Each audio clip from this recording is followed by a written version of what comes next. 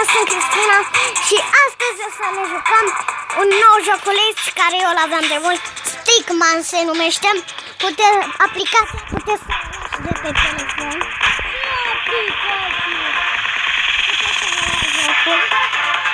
Și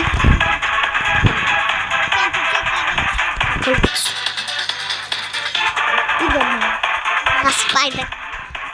Ce cu Gabi dacă el nu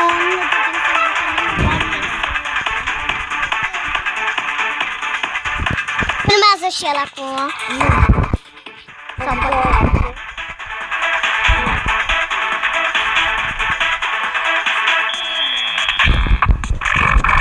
Pe până mortul. Uite, da, Dumnezeu. Totdeauna ar fi. Du-te! Tu fă-mă mare, eu sunt slab, tu fă-mă tare. Și tot locul mă sătește și de mare mă ferește. Amin. Bă, dar nu se face așa.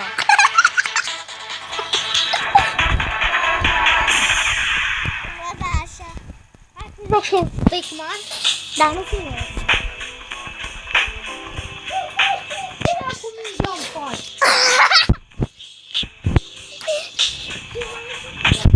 Nu-i vorbea. Mă duc la magazinul de pistole eu. Bine. Aveți canalul în care intre scriere. Asta nu e o oră zici. Ha? Asta e nu e o oră de când zici. Da. Prin filmarea maxim la 5 minute. La 5 minute. La 3. Păi deja sunt 2 minute. Am dat la 1. Bă, ăsta mă omoară. Nu. Dacă mor, închis filmul. Bă! Fug!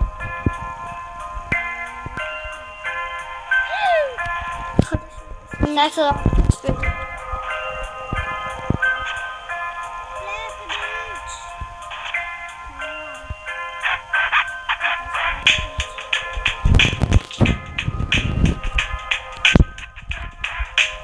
Așa.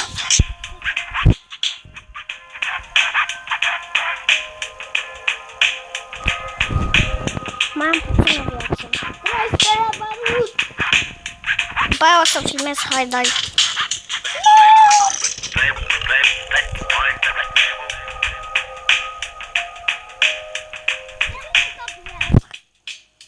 Nu am știut cum mine. Facem chi... Păi șmecher să filmez, n-am ce film. Vrei, nu te ai, spune că mai plictisi, dar nu mă să vezi. Până o să ai niciun... Am murit. Haide, închide filmarea că ai murit. Hai. Bun.